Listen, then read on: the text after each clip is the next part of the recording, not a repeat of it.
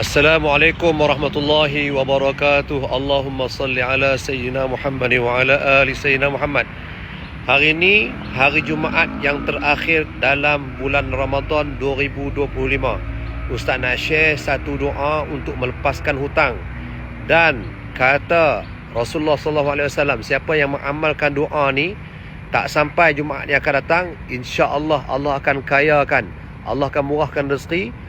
Allah kurniakan kekayaan yang tak disangka-sangka.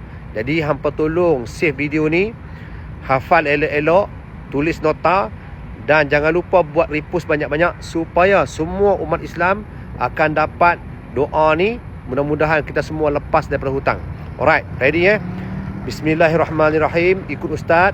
Allahumma ya Ghani, ya Hamid, ya Mubdi, ya Mu'id, ya Rahim, ya Wadud, aghnini bihalalika an haramik wakfini bifadlika amman siwak. Lagi sekali.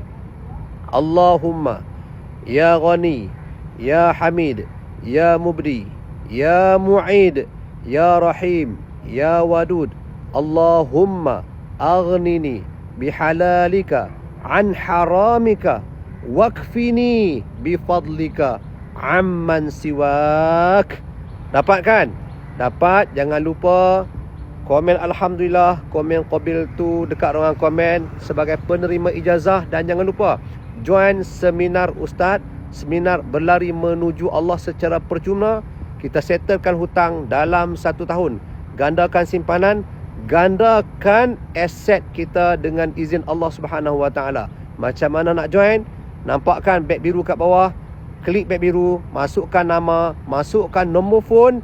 Ustaz akan kontak tuan-tuan dan puan-puan. Bye-bye.